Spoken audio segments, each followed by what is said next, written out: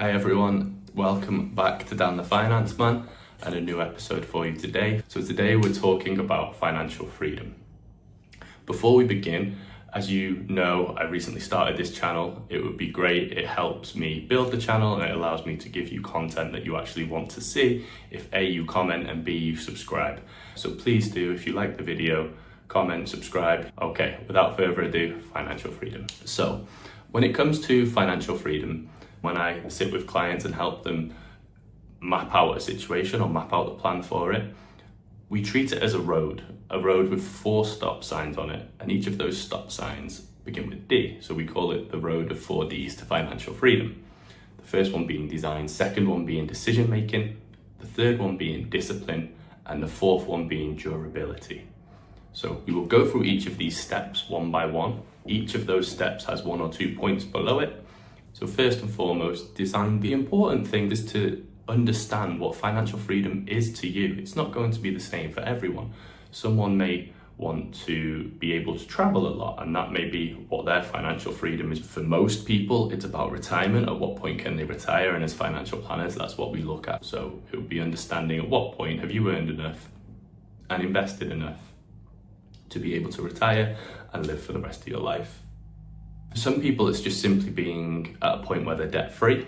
For other people, it may be they want to get to that point where they know that they've built enough, accrued enough, that their passive income alone is enough for them to live for the rest of their life, even if they don't touch the assets that generates that passive income. So how different people view financial freedom. Some other people that I know that I've worked with, they have this model in their head where they want to get to financial freedom themselves, but they don't consider themselves to be financially free until they have set out all of these goals and they've achieved what they want to achieve for their family as well. So I have one client, his financial freedom point is when he gets to a point where he has passive income, which sustains his lifestyle, but where he's also bought all 4 members of his immediate family a house. And he feels like he's done his part for them and he's financially free for him as well. So that's the first thing, design. Part of the design is understanding what is financial freedom for you. What do you want to achieve? So we're going to understand what you want to achieve, which is the end destination. However, let's say you take a sat nav. You can never figure out what it's going to take or how long it's going to take to get to that end destination unless you know where you're going to start. So you have to put your starting point in as well. And that's really important, and that's where we would begin. Firstly, it's understanding your current financial position. So what do you have at the moment? What assets do you have? What liabilities do you have? What sources of income do you have? What expenditure do you have? Do you have commitments that you need to pay for, both now and in the future? At what point do you want to retire? What point do you want to achieve what you're trying to achieve? And we map all of this out and say, okay, this is where you get to. This is how long your money's going to last for. This is how long your assets are going to last for. Yes, you're financially free in the method that you want. So we've set our starting point in our sat nav. We know our destination. Now we just need to determine what route we take and how long it's going to take to get there. Now, before you set off on this journey, this is the third point, and this is part of the next D of the plan. We've done our design. Now we need to look at our decision making.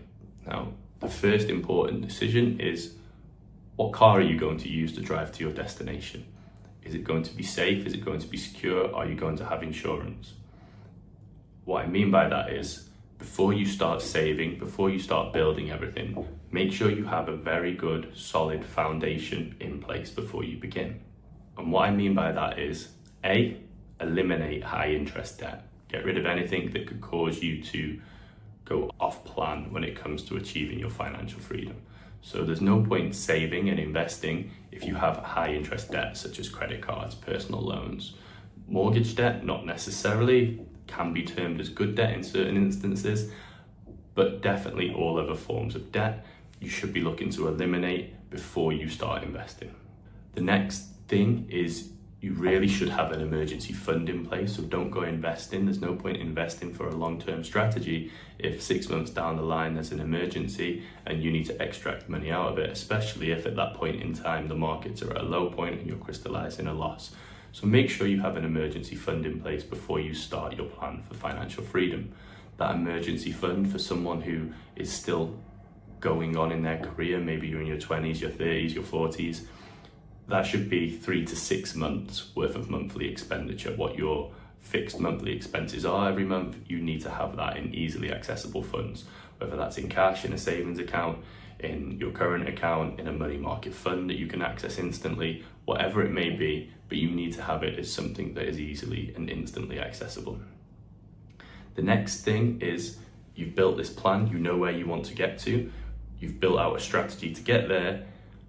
The other thing you need to have in place is insurance, because if you only get 2 years down the line and you can't continue your plan anymore, what are you going to do? If you've got insurance in place, that insurance will pay out for your plan, pay out what you were going to achieve for the rest of your career, hopefully, if you have the sufficient amount. You also need things like critical illness or income protection, just to protect you if you can't work for a short period of time. So the next thing within setting the foundations, the first part of decision making, is to make sure you have your insurances in place, make sure you have an emergency fund, and then you can look at getting going. One more thing that I would say to look at before you start with all the investing, or you can do it at the same time really, is make sure that you have your wills in place, make sure you have your lasting powers of attorney in place. So that if anything does go wrong, you know it's going to the correct people, and the people you're leaving behind aren't struggling to get things through probate, and it's not a headache for them at probably one of the worst times in their life anyway. The next step, which is still within decision making, is to look at what you currently earn, what your income is, what your expenditure is, and what you are doing. Is your income relevant or commensurate for the amount of work that you put in, your skills and what you've achieved? Is there someone else in the market, or are other people in the market doing your job getting paid more than you? If so, go and negotiate a higher salary. Go and move if you need to move, but do what you need to do to make sure that the income that you're generating is what you deserve. And if you think you can make more income doing something else from your day job, then maybe look at doing that instead. Don't be afraid to go and negotiate your salary. There's nothing wrong with that. Next thing is, when you are looking at your income, are there new skills that you can go and develop to make sure that you do increase that income? If so, maybe build that into your plan. So that's the next step in decision making, making sure that your income that you're earning is where it can be and you are utilizing your potential. My next step for financial freedom comes under the third D of the road of 4 Ds to financial freedom, and that is discipline. This is by far the most important one. So the first thing when we've set out your financial freedom roadmap is to save and invest and earn interest and build up your portfolio to get to where you want to be. When you're doing that, it's really important that you are disciplined and that you are doing things correctly in terms of tax wrappers, so making sure you're tax efficient. Otherwise, yes, you can build a plan, but if tax is being deducted at 20% or 1/5 of what you're earning, then that may increase the timeline by 1, 2, 3, 4 years until you get to that point of financial freedom. So use the correct tax wrappers. If you're in the UK, use ISAs, use pensions. If you're overseas, use bonds, use whatever else there may be available for you to make sure that you get there as tax efficiently as possible. Again, with the discipline, you need to make sure that you're consistent, that you're saving regularly, because that is by far the most important. When it comes to building up your asset base, regular contributions will outdo interest, or the benefit of compounding interest. Compounding interest is amazing. Einstein and a lot of other amazing people have gone on about how great compound interest is. But if you haven't got the assets in there to start with, it's very hard for compound interest to take effect. The more you contribute, the more that can take effect. So make sure you are contributing regularly and be disciplined. Also make sure that you're diversified. Now, whether that's diversifying within portfolios, whether you have bonds, whether you have stocks, whether you have ETFs, whether that's diversifying geographically so that you're focusing on all markets across the globe, not just certain countries, whether it's diversifying asset class, maybe that you don't even want to be so much in stocks and funds and bonds, you may want to be in property. Again, it's all right. Building out that plan and making those decisions, that's something you can work with a financial advisor on. but it's just really important that you are diversifying properly so that if anything does go wrong, your whole portfolio isn't going to get hit in one go. Stick to the plan, let compounding do its job, let the effect of regular contributions do its job, and you will get there eventually. The next thing within discipline is making sure that you're disciplined with yourself and your expenses as well.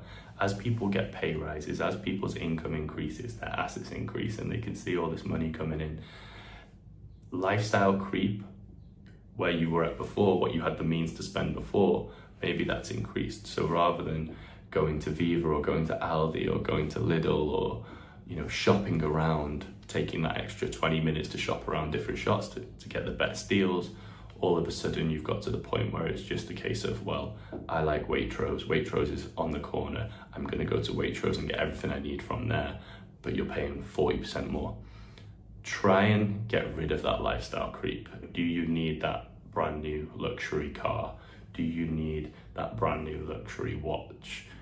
Do you need to go on a holiday which is costing tens of thousands of pounds, or can you make it for £3,000-4,000? And when I say that about lifestyle, don't let it creep up. Obviously you have inflation, so costs are going to creep up, but people around you may be spending more. You don't have to keep up with the Joneses. Focus on you. What do you need? What is the lifestyle that you want? On that, the next thing, or the best way to manage that, is at the start, when you're going through the design process, you should build out, like I said, what do you currently have, what do you currently spend. Part of that should be an expenditure budget. So you should have a budget of everything that you're going to spend each month and each year. Once you've got that budget, stick to it. Maybe every 3 months or so, look at your bank accounts, look at what you've spent, look at what your budget said. Is it in line? I can guarantee you it won't be. You would have spent more. Almost everyone does. But you then need to look and say, well, why have I spent more?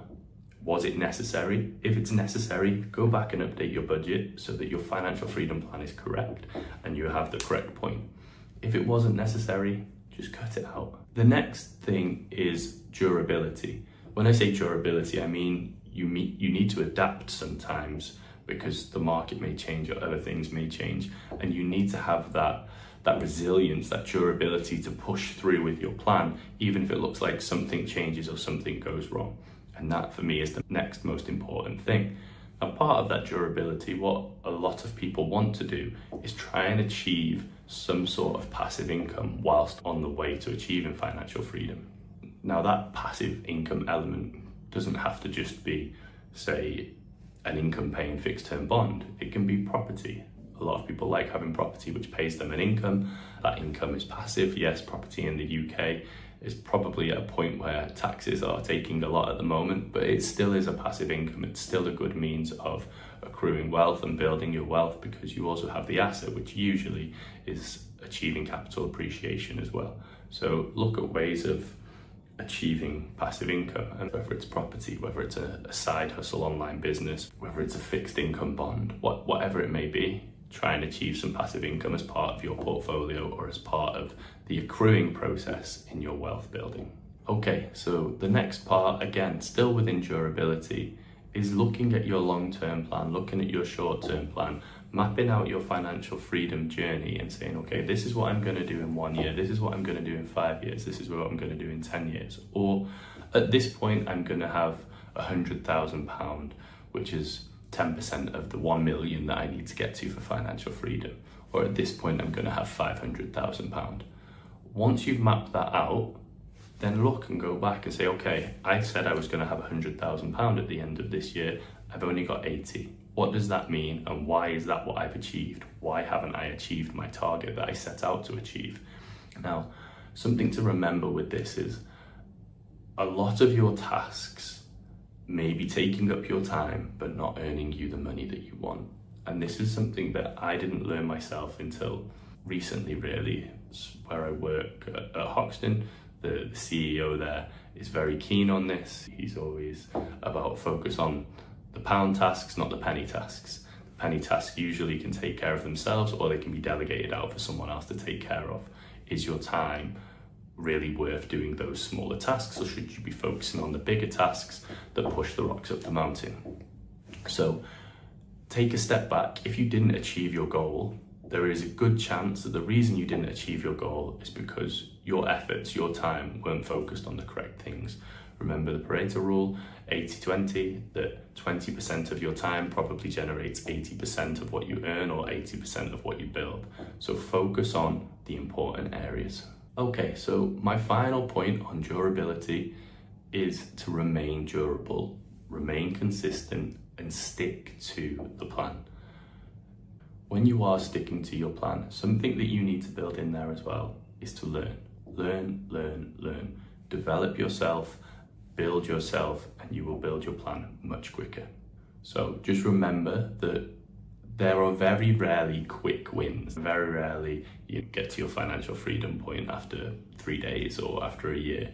It's usually a marathon, not a sprint, and you need to stick to that steady pace. If you think, I can go and get all of this really quickly, it's probably not going to happen. The next thing, part of being durable and sticking to your plan, is taxes. If you are in a taxable jurisdiction, do not get behind with your taxes. You don't want to be in a point where you're chasing your tail, where you're incurring penalties, you're incurring unnecessary interest. Make sure you stay up to date with your tax returns, understand what your tax liabilities are, and pay them. Do not fall behind. And finally, on that matter, when you were speaking about taxes or other matters, use professionals. Fair enough, if you have enough time to go and look into it yourself, do all of the research yourself, then try and do it yourself. But if you're someone who is trying to achieve financial freedom, the likelihood is you're probably a high earner. You're probably someone whose time is very important and whose time is very valuable. Use a professional to go and do something that you're not used to doing yourself. There is no point trying to do it and making a mistake, whether it's tax, whether it's legal, whether it's financial advice, whatever it is. If you do not have the time because you have your own job and you're successful, use a professional. It will be worth it in the long term and it will stop you making very, very costly mistakes. My final point on achieving financial freedom and being disciplined is be selective with your circle. Be selective with who you involve yourself with when it comes to a business perspective. You don't want to be spending time with people where you're the brightest in the room, the smartest in the room, because you're not going to develop, you're not going to improve. Your circle of people that you're with, you want them to be where you want to be. That way you end up doing what they do, you end up getting to where they are. So don't let other people around you bring you down. Be selective with your time, be selective with your friendship group, and make sure you stick to the plan. And that's it for the path to financial freedom. Now you can build out a plan, you can build out the cash forecast, you map it all out. But in a nutshell, and again at a high level, all of those points, the 4 Ds to financial freedom, they all count and they're things that you have to remember. And once you've achieved it, remember, I guess, the 5th D, and that's delight. Be delighted with what you've done. Enjoy yourself. Don't get to the point where you've achieved this financial freedom figure or what you wanted to do and then think, oh no, I need more. If you've got there, now go and enjoy your life. You've probably worked very hard to get to where you are. And if on the journey you can enjoy your life too, make sure you do. Don't put everything towards your financial freedom plan. Spend your weekends, spend your evenings, do things that you want and that you like with your family, with your friends. Enjoy yourself. Make sure that you're motivated to keep going and achieve that financial freedom, because the things that you do in your personal spare time with the people that you love and you care about and you want to be with, that is still there and it stays fresh in your mind, because every evening you're seeing them or doing things with them, or at the weekends you're seeing or doing things with them. So once you've achieved it, be delighted with what you've done, enjoy it, and don't feel like you need to keep building. You've achieved your target, now enjoy it. That's it from me for financial freedom. I hope you enjoyed the video. If you did, like I said before, please do like it on YouTube, subscribe to the channel on YouTube, hit that bell icon, and leave a comment, A, of anything you found good or bad about the video, always open to constructive criticism, and B, anything that you would like me to pick up on for future videos. Look forward to speaking to you in the next one. Bye-bye.